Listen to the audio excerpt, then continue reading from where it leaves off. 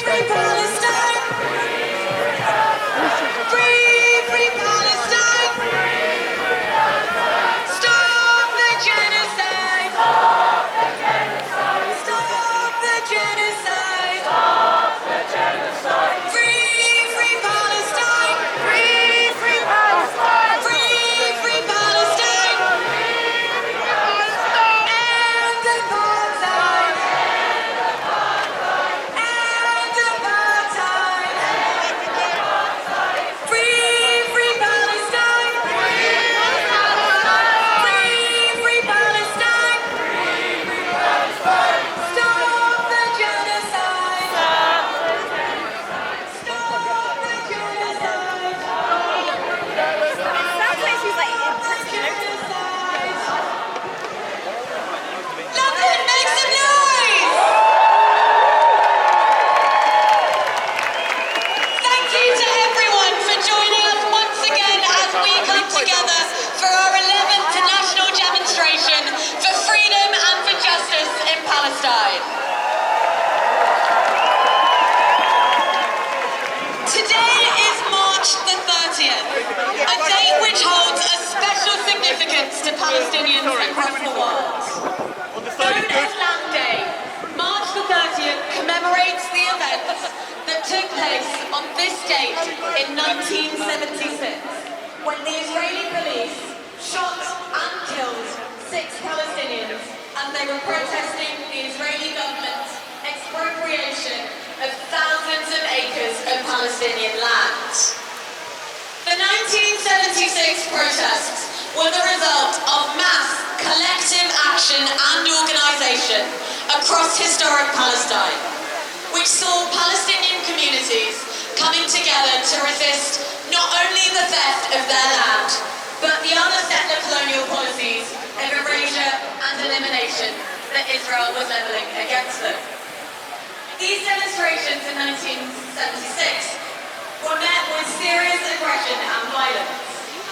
In addition to the 6 demonstrators killed, hundreds were injured and hundreds more were arrested. Since then, March the 30th, Land Day, has become a major commemorative date in the Palestinian political calendar and an important event in the Palestinian collective narrative, one that emphasises Palestinian resistance to settler colonialism, summit or steadfastness, and above all, unity. That is why the people of Gaza chose this day in 2018 to begin their Great March of Return.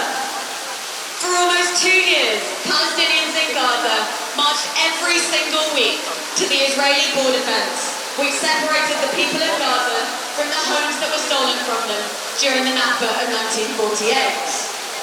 They did not demand the right to return to their homes, because that right is already indisputably theirs in international law. They simply demanded the enforcement of that right. Then, as now, and as in 1948, Israeli soldiers responded to Palestinians peacefully attempting to return home with deadly violence. Then, as now, the Israeli military thought that brutality and murder would crush the spirit of the people of Gaza. How wrong they were. Land Day shows us why the Palestinian people have not and cannot be beaten down, whether by Israeli border fences, by American-supplied bombs, or by British-made fighter jets. Because on this day, the Palestinian people collectively remember their unbreakable connection to their land. They will never forget their rights, and they will never, ever give up on the dream of liberation and return. Every bombed school in Khan Yunis, every demolished home in Gaza City, every uprooted olive tree in Nablus will flourish once again.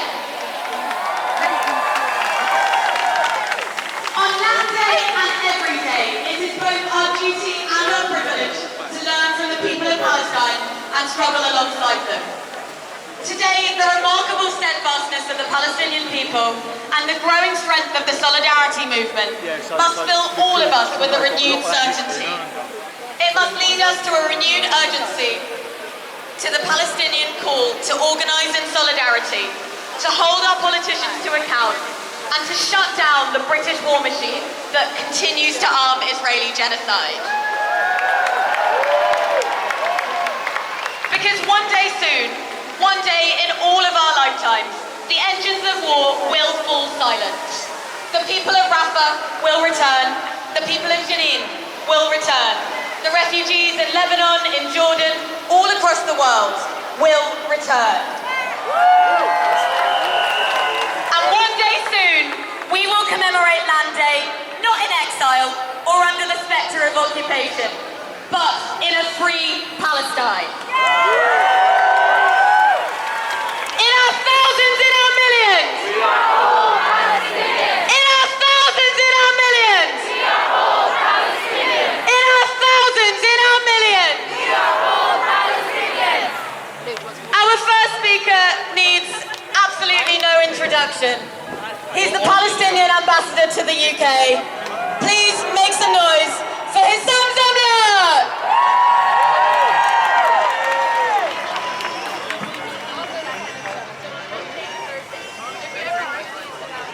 Londoners, Britons, friends, thank you. Thank you for standing up again. Thank you for raising your voices again. And again. And again. Thank you for coming out on Land Day. 175 days of genocide. Thank you for your humanity, for your persistence, for your defense, because that is what you have done. It is because of you and millions like you, the world, who have come out, all these millions, week after week, to protest, that we witness a sea change in global public opinion. It is because of you. And this has forced governments around the world to respond, to correct. This week, the UN Security Council finally passed a binding resolution for an immediate ceasefire in Gaza.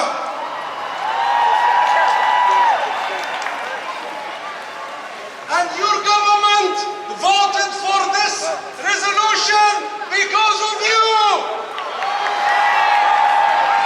And this week, the International Court of Justice ordered Israel to allow free and unfettered access of humanitarian aid into Gaza. You and all those like you have played an instrumental role to get us to this point. This is the power of the people. This is the power of people. This is your power. But you may say, we say, it hasn't changed the situation on the ground. 175 days. Israel has not ceased fire. Israel has not ended its genocide. Israel is not allowing in humanitarian aid. Israel has imposed a famine in Gaza. 24 Palestinian children in Gaza died of hunger. The statue with the sword. We'll meet there at 3:15. Anyone from Among the 12,500 children Israel has killed so far. Israel defies the United Nations. Israel defies the international nations. Israel defies even its allies. Israel never, ever cared about international law or universal values. Born out of ethnic cleansing, Israel never allowed refugees return to their homes since 1948. Israel does not want to end its illegal occupation of 1967. Israel is constantly building colonial settlements. Israel has imposed apartheid rule on the occupied territory. It has committed war crimes after war crimes in Gaza, in Jerusalem, in Hebron, in Nablus, in Jenin, all over Palestine.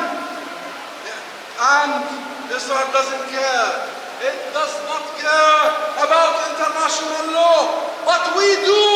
You do.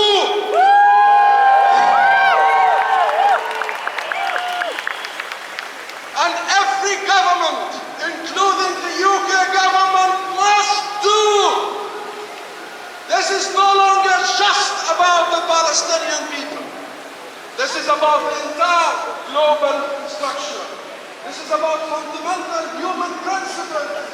This is about whether we want a world of rules and values or a world of discrimination and supremacy. A world where only power matters. I tell you, whose power matters? Your power matters. Your power matters. Your voices matter. Your moral clarity matters.